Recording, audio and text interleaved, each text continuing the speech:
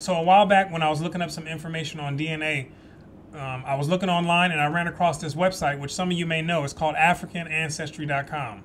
And it's founded by Dr. Rick Kettles and Dr. Gina Page. And as I'm looking on the website, I noticed a section on the website, and on that section it starts talking about the mixture of people that have African descent that live in the United States of America. And this is what it says on that website. Very few of us are 100% African. In fact, the average black person descended from enslaved people has 75% African ancestry and 25% European ancestry. But we can't always see it, and we don't always know where in the family the mixture occurred. And then I thought to myself, okay, this is interesting. And then I start going into the realm of DNA and ancestry. And I start watching videos of other people who had taken their ancestry DNA, and to find out what it is that they were mixed with, or what makes up their physical composition. And what I come to see a lot and reoccurring is that a lot of people, when they got the results, they were like absolutely shocked on what it was that they had seen, right? They were things that came up in the results that they had never even thought about expecting to see. And for example, I saw a girl in there, according to American standard, United States standard, she would be someone who is classified as a black person. But when she got her results, to her surprise, it showed up that she was 54% European. And it was like 40-something% West African, and the rest was other things. Right? And that was her. And there was also other people too. There's also people on the other end of the spectrum where I saw people that would thought that they were completely of European descent, and then they had 2%, 3, 4, 5% African descent that was part of their makeup. Also, Asian people with Middle Eastern mixture, people, French and Italians with with other mixtures. Everyone was starting to see that they had a lot of mixtures that they had never considered and never would have thought that was part of their physical makeup. And this is not really a shock, because when you understand history of humans, we know that humans have migrated, and they're a migration type of being. They don't stay static, right? Starting with Africa, coming out of there, going into the various continents, and all spreading all over the world, right? Humans do not stay static.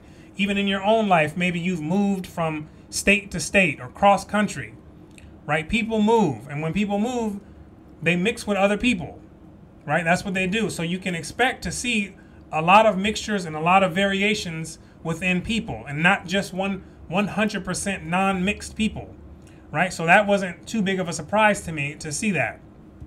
But what it did strike is some curiosity within my own self, and I said, okay, I have some ideas about what my ancestry looks like, but I'm not 100% certain what the actual facts are. And so what I did was like what everyone else did, ordered one of these tests. I went to 23andMe, ordered a test. It's like $100 or something like that. Ordered it, got it brought, mailed over. It's like a little saliva test. You put it in there, mail it back, and within 3 weeks, I ended up getting the results. Right, and me taking the test was fairly recent, and I just got the results back 2 days prior to me taking or making this video. And so what I wanted to do is I wanted to share the results on here, because I figured that it would give other people some type of inspiration to maybe want to go and look for themselves as well, right, and figure out what the facts are and what it is that your ancestry actually looks like. And yeah, so let's go ahead and take a look, and let's see what came with the results from the 23andMe test. Okay, so we're in here logged into the 23andMe account, and when we go over here, it gives this map here. It's kind of giving the full overview on what the my ancestry is made of. So you'll see that it's covering pretty much, almost the entire world. But over here it gives the breakdown. So you can see the primary composition, or my ancestors primarily came from sub-Saharan Africa, right? And that's 64.6% of my ancestors come from sub-Saharan Africa. And it breaks it down further. West Africa, 57.7%. And this is this area over here in West Africa where you're dealing with Mauritania, Niger, Ivory Coast, Sierra Leone, things of that nature, right? So that's 57%. Then Nigeria is more specific. It's 44.3%, right? Then coming over here, Senegambia and Ghanaian, that's over here, right? That's my ancestors come from there. Then 2.5% of my ancestors are Ghanaian, Liberian, Sierra Leonean, right? That's over here in this region. Okay, then broadly West African. This is an area where it's just too broad for them to be specific. Too many people moving around where they couldn't indicate specifically where this is at. So it's just a broad area where 6.1% of my ancestors come from. Right, and then we have the Congolese in southern Eastern Africa. That's in this area here, where 6.4% of my ancestors come from there. Angola, Congolese, right? 3.6% of my ancestors come from there. Broadly Congolese, and you have the African hunter-gatherer, 0.2%, right? This is South Africa down here, in this area, kind of in the central area of Africa. Right, and then you have the northeastern African area, Somalis over here, and Ethiopia, Eritrea. Those are the areas that are over there in that area, right? 0.1%, right? So you have that is the composition of the sub-Saharan part of the continent of Africa. Then when you come down here a little bit more, you see the European. My European ancestry is 27.5%. And 26.8% of that is coming from the Northwestern European.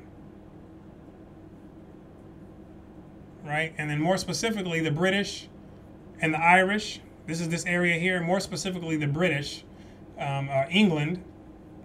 Right? And it has a high likelihood of being in this area and a small likelihood of being in the Irish ancestry, but higher in the England. 17.3%. 6.6% of my ancestry is coming from French and German ancestry, right? That's over here,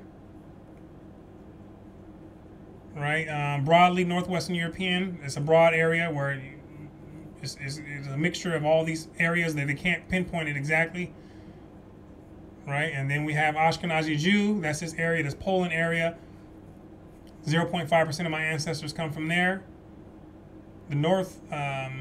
And then we have broadly European, 0.2%. Then we have this area here, indigenous American, right? These are the people from the land that we live on now.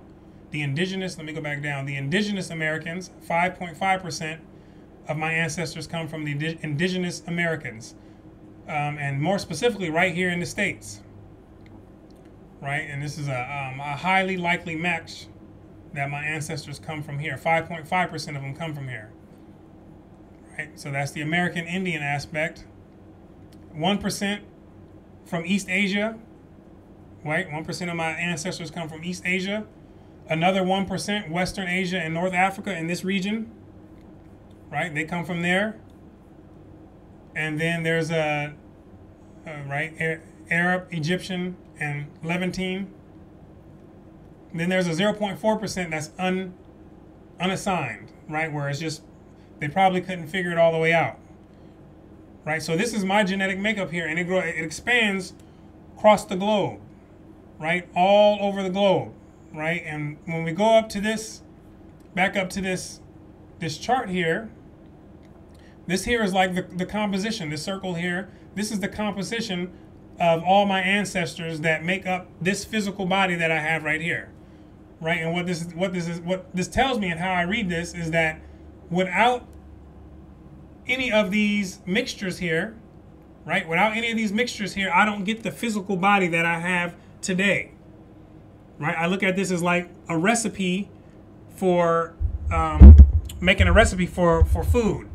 If you remove any of the ingredients, you won't get the same recipe, right? So if you remove any of the ancestors that make up the what composes a person, then the person doesn't look physically the way they look now, right? And this is for everyone, right? Yeah. So that's why it's important to understand your genetic makeup and to find out what the actual facts are of who it is that you come from, what's your background actually look like, right? It gives you more clarity and more of an idea of what's actually goes into the makeup of the physical component of yourself, right? And it shows the diversity of people, that you can't just place one specific thing or category on someone, that you can go in there and look and find out even for your own self that you have all types of stuff in there, right, that make up you, your physical version of you. So I highly encourage a lot of you out there to go and find out for yourself, just to see what it is that comes up in your results, right? And many of you are going to be surprised, right? And so while it is important to understand your outer makeup as a person, right, and the DNA composition of what makes you up in your outer world, what's also equally important, and even more so important, right, is to understand your DNA composition of your inner world. Now, when we're talking about the inner world, what does someone's inner world look like, right? What is the DNA composition of that? Is your inner world composed of frustration, anger, agitation, irritation, hatred, greed, envy, right? Or does your inner world, the DNA that composes your inner world, is that made up of peace and serenity, clearness of thought,